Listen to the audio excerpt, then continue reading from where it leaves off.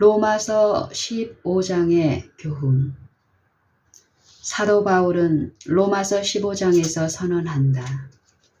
우리 강한 자가 마땅히 연약한 자의 약점을 담당하고 자기를 기쁘게 하지 아니할 것이라. 우리 각 사람이 이웃을 기쁘게 하되 선을 이루고 덕을 세우도록 할지니라. 그리스도께서 자기를 기쁘게 하지 아니하셨나니 기록된 바 주를 비방하는 자들의 비방이 내게 미쳤나이다 함과 같으니라. 로마서 15장 1절로 3절. 특별히 이 말씀을 주의하자. 주를 비방하는 자들의 비방이 내게 미쳤나이다. 이 말씀이 다른 이의 결점을 찾으면서 하나님의 사업을 하고 있다고 생각하는 여러분 모두의 심령에 깊이 자리 잡을 것이다. 이것이 이 회중의 많은 이들의 연약함이며 둘러싼 죄다. 그리고 우리의 큰 염원은 주께서 그대들을 제거하시기 전에 여러분들이 이 악을 여러분에게서 제거해야 한다. 우리가 주님의 종들을 비방한 그 비방은 그리스도 자신에게 떨어진다. 무엇이든지 전에 기록한 바는 우리의 교훈을 위하여 기록된 것이니 우리로 하여금 인내로 또는 성경의 안위로 소망을 가지게 함이니라. 로마서 15장 4절. 우리는 성경상 그리스도인이 되기를 원한다.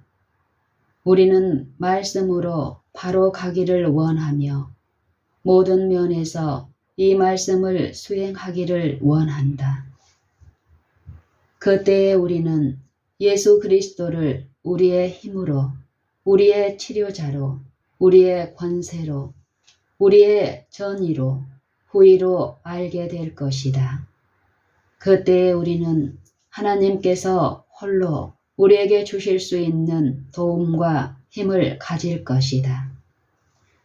하나님께서는 그분의 계명을 지키는 백성들이 유리한 자리에 서기를 원하신다. 그분은 그들이 흠없이 그분 앞에 서기를 바라신다. 이것을 행하기 위해서 그들은 그리스도의 공로를 통해 거룩한 품성을 완전히 해야 한다. 그들은 믿음의 주요 또 온전케 하시는 예수를 바라보아야 한다. 그들이 그분의 형상으로 변화될 때 하나님의 구원이 그들을 통해 드러날 것이며 비신자들은 회심할 것이다. 비신자들은 하나님의 말씀이 그것을 믿는다고 주장하는 자들에게 어떤 것을 의미하는가를 보고 알게 될 것이다. 비신자들은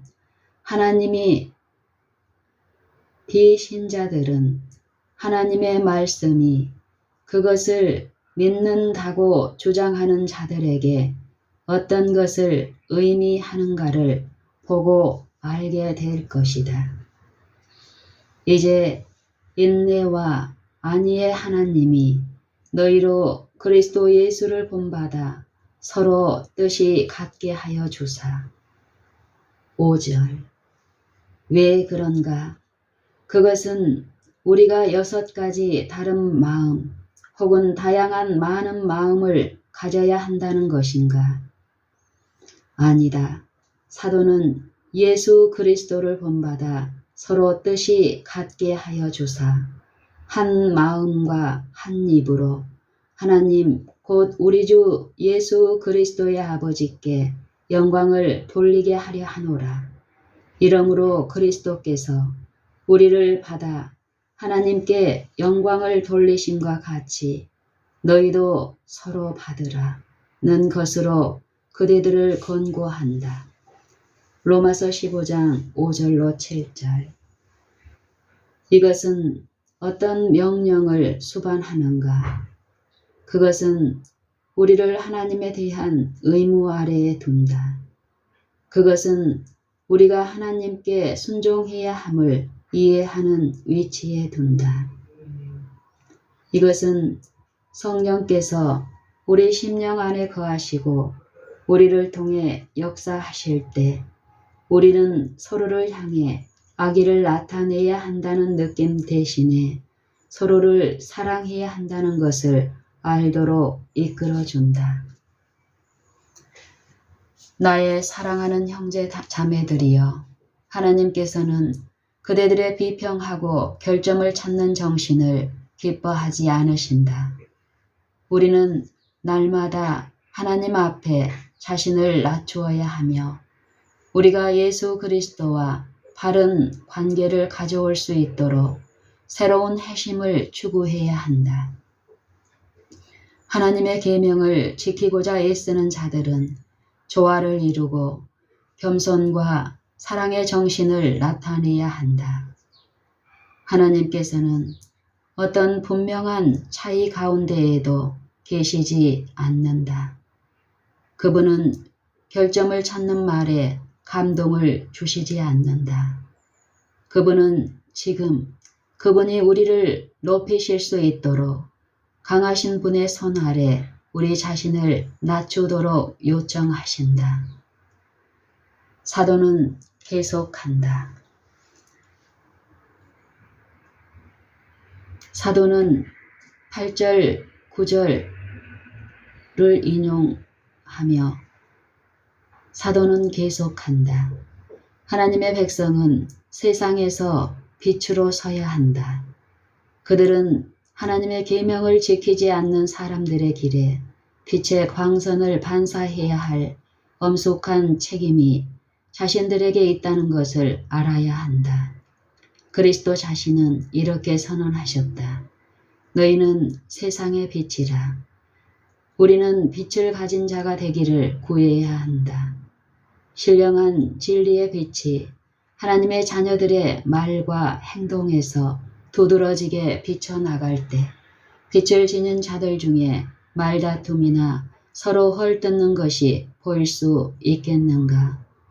세상은 하늘의 빛이 널리 퍼지는 사람들의 생애로부터 어떤 불일치도 볼 수 없을 것이다. 형제 자매들이여, 그대들이 빛을 사람들 앞에 비출 때 그들은 너희들의 착한 행실을 보고 하늘에 계신 아버지께 영광을 돌리게 될 것이다. 고귀한 영향이 이 선행의 결과로 나아갈 것이며 그것을 바라보는 자들에게 구원을 가져올 것이다. 하나님께서는 우리가 계속적으로 우리 빛을 비추기를 원하신다. 내가 말하노니 그리스도께서 하나님의 진실하심을 위하여 할례의 수종자가 되셨으니 이는 조상들에게 주신 약속들을 경복케 하시고 이방인으로 그 긍휼하심을 인하여 하나님께 영광을 돌리게 하려 하심이라. 기록된 바 이러므로 내가 열방 중에서 주께 감사하고 주의 이름을 찬송하리로다 함과 같으니라. 또 가로되 열방들아 주의 백성과 함께 즐거워하라 하였으며 로마서 15장 8절로 10절. 오늘날 우리는 이방인들이 유대인들과 함께 즐기기 시작하는 것을 본다.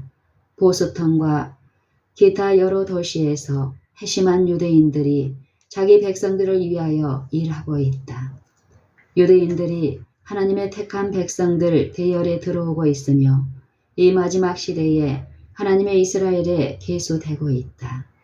이렇게 해서 유대인들은 한 번 더 하나님의 백성들로 회복되며 그들이 성경에 나타난 대로 열방들아 주의 백성과 함께 즐거워하라는 즐거움의 자리에 들어오면 주님의 축복이 그들에게 풍성하게 임할 것이다. 사도는 계속한다. 또 모든 열방들아 주를 찬양하며 모든 백성들아 저를 찬송하라 하였으되 또 이사야가 가로되 이새의 뿌리 곧 열방을 다스리기 위하여 일어나시는 이가 있으리니 열방이 그에게 소망을 두리라 하였느니라. 소망의 하나님이 모든 기쁨과 평강을 믿음 안에서 너희에게 충만케 하사 성령의 능력으로 소망이 넘치게 하시기를 원하노라. 로마서 15장 11절로 13절. 누구의 이름 안에서 그대는 침례를 받았는가? 그대는 하늘의 위대한 가치 있는 세 분, 즉 아버지, 아들, 그리고 성령의 이름으로 물로 내려갔다. 아버지와 아들과 성령의 이름으로 침례 중에 그대는 그리스도와 함께 장사되었으며 새 생명으로 살기 위해 물에서 일어났다. 그대는 새 생명을 받았다. 그대는 하나님 안에서 살아났다. 그대는 자신을 위하여 살아서는 안 되며 어떤 사람이 그대를 건드리고 상하지 않도록 두려워하며 스스로 자신을 지켜야 한다. 나의 형제와 자매들이여 마음을 예수님께 고정시켜라. 하나님께 기도함으로 심령을 고양시켜라. 예수님을 바라보고 하나님의 생명으로 헤아릴 수 있는 생명을 우리가 가질 수 있도록 그분이 우리를 위해 참으시고 고통당하신 것을 바라보라. 우리 중에 누가 다른 사람들의 행위가 우리 생각에 꼭 일치하지 않는다고 해서 불평하고 밖으로 신경질을 곤두세울 수 있겠는가? 이런 모든 과민신경은 버려야 한다. 밤에 하나님께서 오클랜드와 가까운 도시에 살고 있는 교인들의 영적인 형편을 내게 계시해 주셨다. 그들이 불평하고 결점을 찾으며 서로에게 손해를 주는 말을 할 때 큰 표준이 세워졌으며 이 표준은 그들 앞에 큰 거울로서 나타날 때까지 빙빙 돌고 있었는데 그것을 바라보는 모든 사람은 거기에서 자신의 모든 결함과 죄를 보게 되었다. 잘못한 모든 무리들은 자신들의 행로에 제약됨을 확신하고 그것을 바라보는 모든 사람은 거기에 자신의 모든 결함과 죄를 보게 되었다. 잘못한 모든 무리들은 자신들의 행로에 제약됨을 확신하고 하나님 앞에 자신을 굴복시키고 즉시 자신들의 잘못을 고백하기 시작했다.